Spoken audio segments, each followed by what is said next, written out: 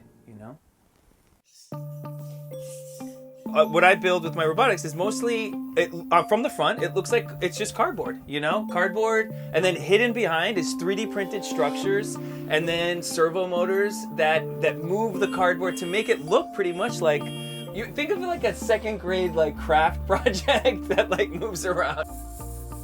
We're trying to show kids that you can dig through the garbage, dig through the recycling bin, and make something. You don't have to have a ton of money. They're not seeing some shiny metal robotic thing that seems out of touch. Oh no. All right, sorry. No, I gotta fix it. He lost his ball. Do not, let's cut that for a second, hold up. I'm trying to fix this so that I don't have to do extensive surgery here. The hardest thing to teach kids is how to fail. It's the hardest thing, and kids get so frustrated and they give up and they don't want to do it anymore. And I see that with Bear, with the cube. It's the first instinct is just give up. So that's half of his message to the world. How do you keep going? Right now, see if that fit. Maybe that might have done the fix. We'll see. So we'll give it a shot here.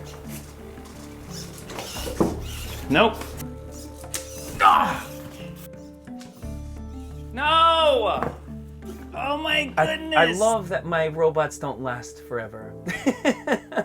Because I think anything that's beautiful doesn't last forever, And I think that's why it was fun being a florist too. Sometimes I get a flower and I put it in the kitchen and I watch it. I know this sounds morbid, but I watch it die, Because it's a reminder. I like where technology starts. I think that's what it is, the birth of it. Like people say, if you want to learn how to fix a car, get a Volkswagen engine. Get an air-cooled Volkswagen engine. There's only 4 bolts that hold that engine on. And you can literally take the 4 bolts out, put a skateboard underneath, the engine will fall on the skateboard and you can roll it out and fix it. I think the more that we can influence kids, I think in the direction of following your heart and your gut, as cliche as it sounds, the better the world's gonna be. Everyone touch your nose like this and say, have fun! I think the biggest obstacle is really choosing a path to make a living on something that no one's ever seen before. Are you kidding me? I'm a children's magician.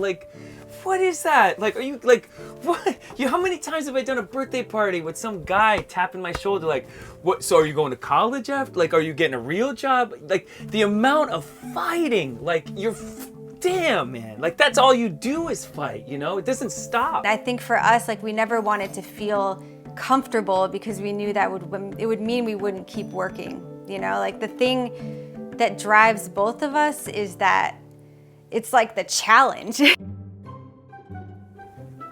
What's awesome about the Zoom show is that we learn to make money with and adapting, this whole new medium. We have to learn the technology, plugging in the Ethernet cord, realizing that Wi-Fi is not strong, figuring out which robotics play strong, for camera, that kind of stuff is what makes it, was making it fun, See if we see a robot. No, Amelia's not clapping loud enough. If she was clapping loud enough, there'd be a robot. There's no robot, because if there was a robot, I would actually... Woo! If we made all the money in the world, I don't know that we would change that much about what we're doing.